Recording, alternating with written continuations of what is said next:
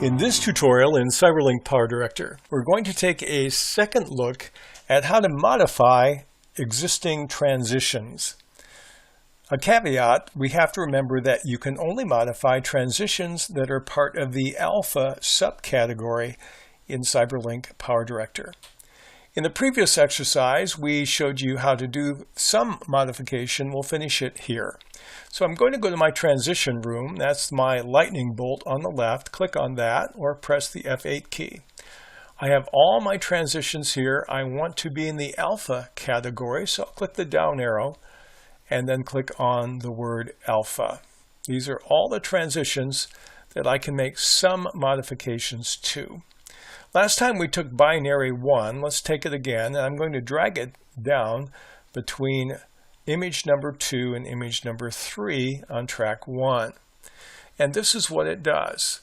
This is the old image and this is the new image, and it puts the 1s and 0s on the screen, and it moves slowly from right to left. That's the nature of that transition.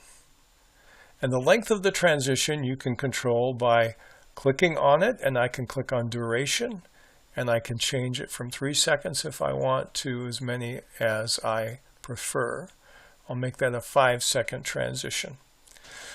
Once you have the transition on the track, or you can click directly in the library room where your transitions are, I'm going to right-click down here and click on Modify Transition. Then I have a picture of what it is doing. I'm going to click on Transition Designer button over here. That opens my Transition Designer.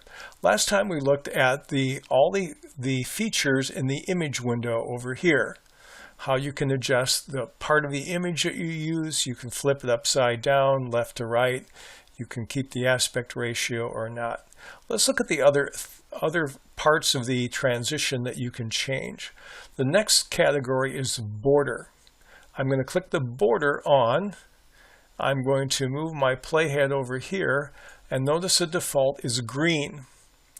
It gives me a green border between one slide and the next slide, but notice also there's some greenish tint over here as the image moves from one direction to the other. So it's not simply the border that's impacted, depending on the way the transition is structured. I can change the opacity of the border.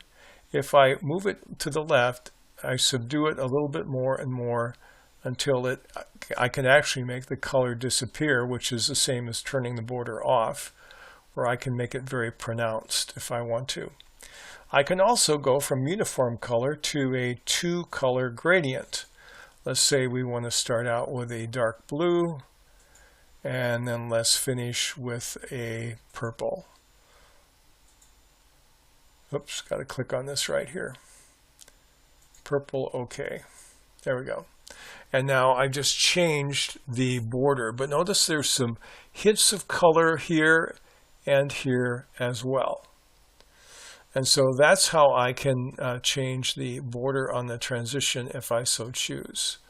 And that will just kind of bleed across the screen the way this one is constructed. Now some transitions wipe from one side to the other, some dissolve in all kinds of patterns in the middle of the screen.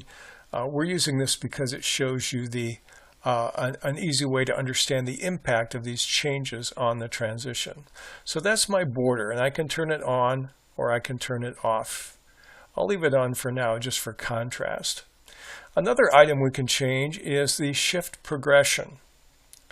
Now this slider here works in conjunction with the keyframes in this box.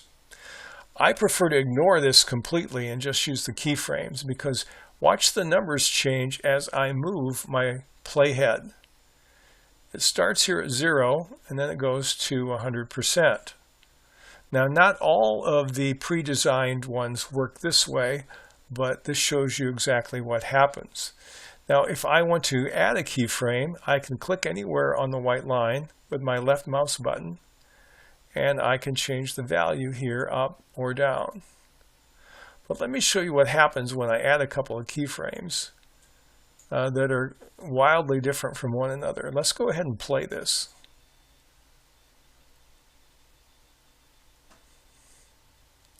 I really don't find these keyframes in most cases to be very useful at all. And there's an easy way to get rid of them, fortunately. I'm going to move to my right arrow down here. It says select next keyframe. And then I'll click on the yellow diamond and I'll delete it. And I'll repeat this process. This is one of the first things I learned when I started doing this. Right arrow, click diamond. So I think the better progressions are linear, but you can change it if you want. But the other way you can add a keyframe is to move the playhead to in the timeline where you want it, like 26 frames. And then I can decide to change this number here to 65.83 and it set a keyframe. So that's the other way to do that. But my preference is something smooth, something that doesn't draw too much attention to itself, unless that's what you want to do. The other thing you can do is you can invert the transition area. Let's click on this box and see what happens. Now it starts in the other direction and goes from left to right.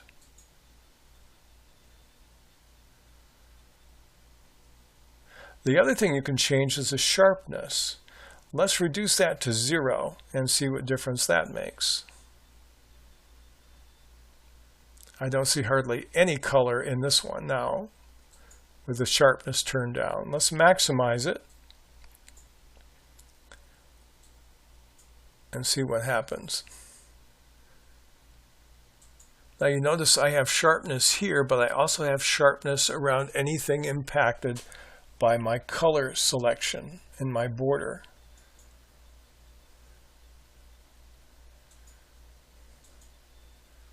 So that's what sharpness does, and I can turn that up or down or leave it about in the middle, which is the default.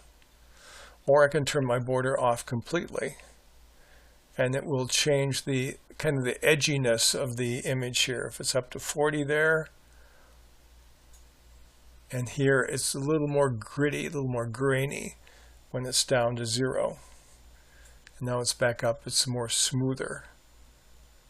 So whatever kind of look you like. Now let's assume I'll put these kind of garish colors back in here.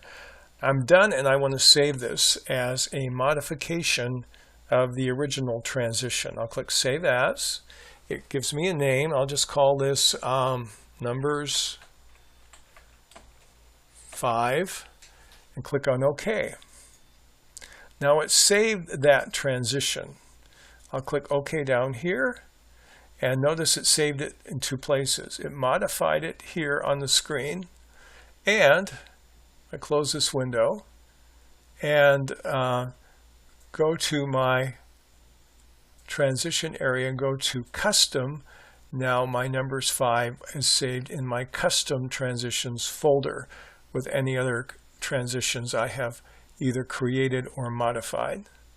So that shows you how to take the various transitions you find in PowerDirector and change them. Now let me go ahead and play this again, and you can see it in a slightly larger version. And there is my transition. Would I use a binary in this situation? I don't think so. But it's a good example of how to begin to learn the design process.